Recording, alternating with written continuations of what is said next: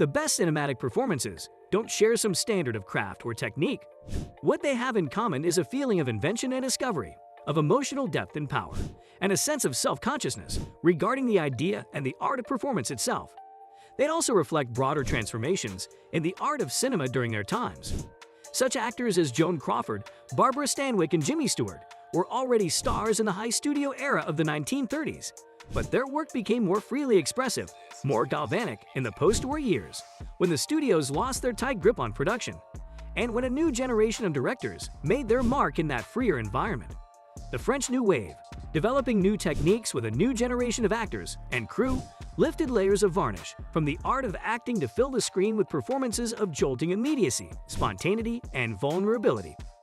So don't forget to watch today's video in full to find the top 20 best performances of the century so far. Number 20. Jennifer Aniston, The Breakup. This is a tough one. Peyton Reed has made two of the century's best films. The other is Down with Love, and at 2, features some astonishing performances. Renée Zellweger's climactic monologue deserves a list of its own. In The Breakup, Aniston's role gets raised to a higher level of difficulty by the fact that it's both stylized and utterly anchored in its time and place. The Breakup is like a Douglas Sirk movie with a teen sensibility. Aniston's greatest acclaim in movies has come from her dramatic roles in The Good Girl and Friends with Money, because comedy gets no respect, though the distinction is all the more absurd in Aniston's case, because her comedy inherently bends toward drama. Number 19. Delroy Lindo, Da 5 Bloods. The adjective Shakespearean gets thrown around whenever passion finds lofty rhetorical fervor, but Lindo's performance in Spike Lee's film does what a great performance of Shakespeare does. It both brings a majestic text to life and opens a new dimension of imaginative insight. Number 18. Oscar Isaac, Inside Llewyn Davis. The Coen brothers' movies often run the risk of facetiousness. Their default mode is the high school skit, and it takes a deft acting trick to convey the sharp and delicate facets of their intellectual whimsy, while also making their underlying satire substantial and moving. Number 17. Eddie Murphy, Norbit. The quality of comedy is proved physiologically, with laughter, and Murphy's uninhibited inspiration sparks more of it here, in me at least, than in any new film of the century. But part of his disinhibition is psychodramatic. Playing multiple roles, Murphy unleashes, with a sense of painful revelation, a tangle of rage, cringing fear, furious power, and a sense of perpetual and unresolved outsiderness. Number 16. Elizabeth Moss, Her Smell. Alex Ross parries drama about a destructive and self-destructive rocker fills situations of reckless fury and overwhelming tenderness with torrential, intricate, and lacerating dialogue, and Moss rampages through it with an awe-inspiring edge of unhinged energy. She inflects the dialogue with ricocheting precision while giving a performance of imminent danger, which evokes both an astounding fullness and a heartbreaking void. Number 15. Doorman, Frauenland. The founding act of the century's independent filmmaking is the Dostoevskian counterpart of mumblecore. Mann, a non-professional actor, plays, with a hyper-expressive intensity, someone with no future and an ineffably painful past who is pummeled by the pressures of a nightmare New York until he explodes. Number 14. Lupita Nyong'o, Us. Us is a conceptual movie that demands a performance of abstraction alongside its concrete drama and detail. Playing two different characters, doppelgangers who are inescapably linked but mentally distinct, Nyong'o conveys that doubleness doubly, rendering both characters self-regarding as she gives each the eerie impression of being both herself and the other at the same time. Number 13. Daniel Kaluuya, Get Out. In Jordan Peele's horror film, playing a young black man who appears to be at home nowhere and an outsider everywhere, the dramatic paradox of independent-mindedness, Kaluuya also captured the existential strangeness of a character whose physical surroundings come unmoored as his very identity is metaphysically alienated. Number 12. Natalie Portman, Black Swan.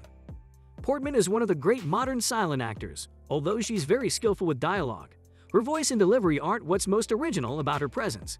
Rather, she conveys a constant sense of fierce intention that makes her tremulously, frenetically active in repose, and that quality is wrapped in on itself in the role of Nina, a ballet dancer in desperate pursuit of technical perfection in the fearsome absence of emotional self-knowledge.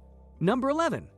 Lindsay Lohan, Mean Girls, the movie's well-justified status as a classic owes much to the sharply nuanced and brilliantly epigrammatic script, but it depends equally on the blend of charisma and awkwardness, innocence and guile with which Lohan invested the lead role, and the faux casual earnestness with which she spun her dialogue. Number 10. Joe Pesci, The Irishman.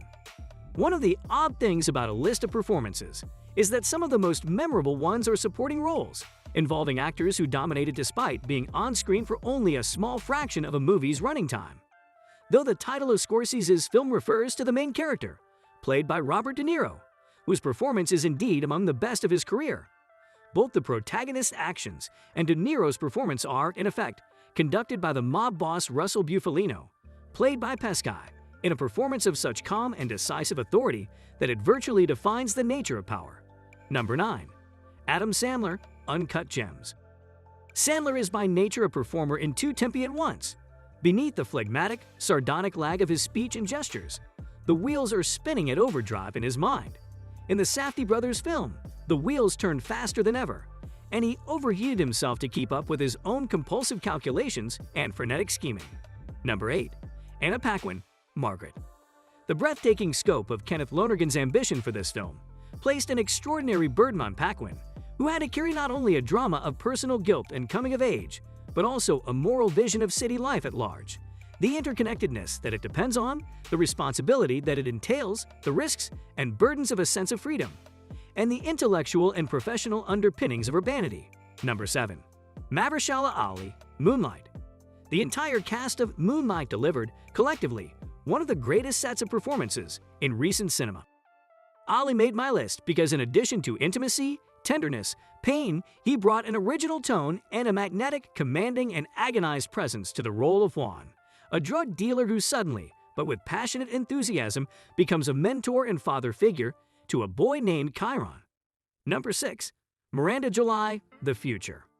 This hasn't yet been a big century for musicals, despite such great ones as Spike Lee's Chirac and Bruno Dumont's Ginette, but July's self-choreography in this dramatic fantasy of a dancer dancing against the rush of time is one of cinema's all-time breathtaking musical inspirations.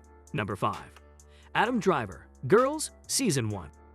In Driver, Dunham discovered a great actor whose physical presence was both imposing and effaced, whose dialectical brilliance was both virtuosic and casual. As the love interest of Dunham's character Hannah Horvath, he was a bulldozer of cinematic energy that was always being braked, and these extremes of power and restraint made visible the shadow of self-doubt that's cast by the spotlight, and redefined the power of male stardom for a reflective age. Number 4. Denis Lavant, Holy Motors. Lavant came to prominence in the first 3 features by the director Leos Carax, which were released from 1984 to 1991. This, the director's 5th, his only one in this century so far, prismatically refracts Lavant's extravagant moods and tones into an astounding, at times terrifying range of physical transformations. Number 3. Greta Gerwig, Hannah Takes the Stairs.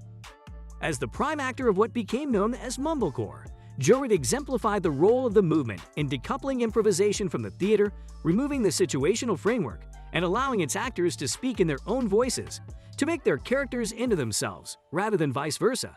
Number 2. Helena Howard, Madeline's Madeline. The most important and original movie actor of the past half-century plus is Gena Rowlands, and the only actor whose style and intensity of performance suggests similar artistry is Helena Howard, who performed in Madeline's Madeline, her first film, at the age of 18. Like Rowlands, Howard combines a prodigious technical aptitude with an uninhibited spontaneity, an expansive ferocity that seems to grab the other actors in the frame with her voice and her gaze, a vulnerability that makes every word and movement seem wrenched from raw inner depths, and inflections and gestures that are both indelibly personal and intrinsically inspired. Number 1. Leonardo DiCaprio, The Wolf of Wall Street. DiCaprio is the most paradoxical of actors. A star since he was a teenager, he built his career around his charisma and his gift for mimicry. In most of his early performances, he seemed to be impersonating a movie star and slipped frictionlessly into his roles as if they were costumes, regardless of the physical difficulty they involved. With The Wolf of Wall Street, he finally achieved his cinematic apotheosis. Having said that, we come to the end of today's video. Don't forget to join in a next time for more of such interesting content.